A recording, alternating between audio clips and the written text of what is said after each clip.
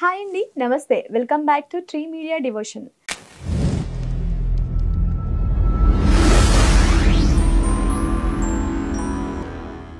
అవినాష్ దాస్ గారు tarot cards ద్వారా వార ఫలాలు తెలియజేస్తున్నారు. ఆయన్ని అడిగి తెలుసుకుందాం. హాయ్ అండి, నమస్కారం.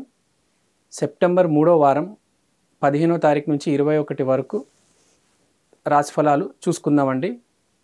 ఓం నమ శివాయ, ఓం నమో వెంకటేశాయ. మిథున రాశి వార ఫలాలు చూద్దాం. మిథున రాశి ఎలా ఉంటుందో చూద్దామండి. మిథున రాశికి ఆర్థికంగా ఎలా ఉంటుంది, ఆరోగ్యం ఎలా ఉంటుంది, మానవ సంబంధాలు ఎలా ఉంటాయి. ముందు మిథున రాశికి ఆర్థికంగా ఎలా ఉంటుంది చూద్దామండి. ఆర్థికంగా వీళ్ళకి సబ్కాన్షియస్గా పిచ్చి పిచ్చిగా ఉంటుంది. అంటే బెంగ అంటారు చూడండి, నా డబ్బులు మునిగిపోతాయి, నేను లైఫ్ ఇన్సూరెన్స్ పాలసీ తీసుకోవాలి, నేను హెల్త్ ఇన్సూరెన్స్ పాలసీ తీసుకోవాలి, పాలసీకి సంవత్సరానికి 50,000 కట్టాలంట, రేపు హాస్పిటల్ అడ్మిట్ అయితే 10 లక్షల బిల్లు వస్తే ఎక్కడి నుంచి కడతాను, పాలసీ తీసుకోవాలి. నేను పాలసీ తీసుకుంటేనే కదా, నిజమే కదా. ఇప్పుడు ఎవరికైనా ఏమైనా ఇబ్బంది వచ్చింది అనుకోండి, కాపాడేది ఎవరు? ఆ హెల్త్ ఇన్సూరెన్స్ కదా. ఎవరైనా వచ్చి డబ్బులు ఇస్తారా? ఇప్పుడు 50,000 కడతాడు, రేపు 10 లక్షలు ఇస్తుంది. లేకపోతే ఒకటేసారి 10 లక్షల ఎక్కడి నుంచి తీసుకొస్తాము? ఈ బెంగలు పిచ్చి పిచ్చి ఆలోచనలు ఉంటాయి కదా. అసలు అడిగి ఏమీ కాదు, అడి ఇప్పుడు ఆలోచిస్తున్నాడు. 2 సంవత్సరాలు 3 సంవత్సరాల తర్వాత ఏదో ఇప్పుడు 10 సంవత్సరాల తర్వాత అవుతుంది దాని గురించి. ఇప్పుడు అంటే వీళ్ళు ఫ్రెండ్ ఎవరో తీసుకొని ఉంటారనమాట ఏదో పాలసీ, వీడికి చెప్పు ఉంటాడు.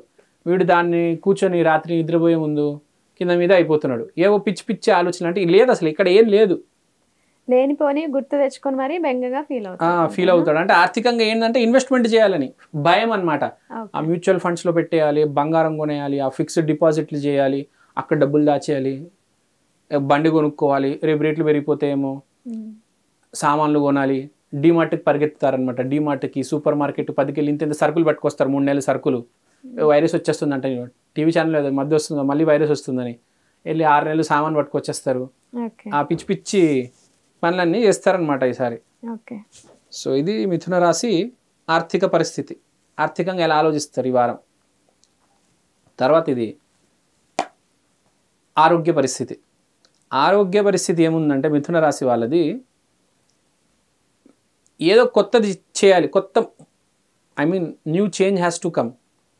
అంటే నేను వాకింగ్ మొదలెట్టాలి, నేను జిమ్కి వెళ్ళాలి, నేను యోగా చేయాలి, నేను ప్రాణాయామం చేయాలి. అంటే అనేక పాసిబిలిటీస్ కనిపిస్తాయి వాడికి. దాంట్లో అన్నీ డిస్కవర్ చేస్తున్నాడు. ఆ జిమ్కి వెళ్తాడు, దాని మెంబర్షిప్ కాస్ట్ ఎంత, నెలకి ఎంత అంటాడు. యోగా టీచర్ దగ్గరికి వెళ్తాడు, అవన్నీ రాసుకొని వస్తాడు. యూట్యూబ్లో చూస్తాడు, ఆ డైట్లు ఏమన్నా అంటే మొదలెడదామంటాడు, అన్నీ పెట్టుకుంటాడు. కానీ ఏం చేయడు. అంటే he's finding out the possibilities. Best possibility తీసుకొని ముందుకు వెళ్తాడు, అది తర్వాత వచ్చే వారం. కానీ వారం అంతా రీసెర్చ్లో ఉంటుంది అనమాట. ఏది తీసుకోవాలి, ఇప్పుడు దాకా ఏం చేయలే వీడు, కొత్తగా ఏదో మొదలు పెడదాం అనుకుంటున్నాడు. సో నెక్స్ట్ మానవ సంబంధాలు ఎలా ఉంటాయి చూద్దాం. మానవ సంబంధాలు 6 of pentacles. So 6 of pentacles ఏమొచ్చిందంటే షేరింగ్ వెల్త్ అండ్ చారిటీ.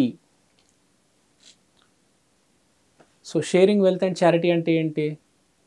వీడు ఈ వారము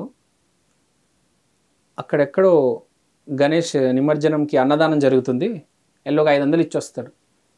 మళ్ళీ ఇంకో చోటుకి వెళ్తాడు, అక్కడ ఎవడో గుడి బయట పేదవాళ్ళు ఉంటారు, వాడికి డబ్బులు ఇస్తాడు, దాన ధర్మాలు చేస్తాడు. కానీ దానివల్ల వాడికి ఫ్యూచర్లో ఇవి 100 రెట్లు 1000 రెట్లు తిరిగి వస్తాయి వీడికి. వీడికి తెలీదు. వీడి పాప మంచోడు, ఈ వారం మంచి పని చేస్తాడు.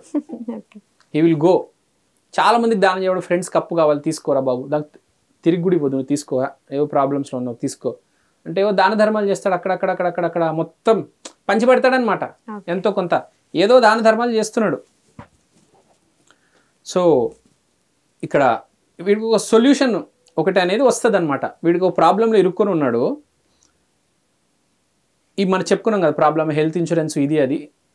ఆ టెన్షన్లో వీడు ఏం చేస్తాడంటే ఫస్ట్ హ్యాపీగా ఉండాలి కాబట్టి దాన ధర్మాలు చేస్తే వీడు హ్యాపీగా ఫీల్ అవుతాడు. ఆ దాన ధర్మాలు చేయడం వల్ల ఈ ప్రాబ్లం నుంచి కూడా బయటకు వస్తాడు వీడు. ఈ హెల్త్ ఇన్సూరెన్స్ ఇది ఒక క్లారిటీ వస్తుంది, ఇన్సూరెన్స్ తీసుకోవాలి, ఇది తీసుకోవాలి, ప్రాబ్లం అనేది క్లోజ్ అయిపోతుంది అనమాట. ఓకే. వచ్చిన ప్రాబ్లం ఇది స్టోరీ బేసిక్గా. సో ఈ వారం ఇది జరుగుతుంది మిథున రాశి వాళ్ళకి. థ్యాంక్ యూ అండి, థ్యాంక్ యూ సో మచ్.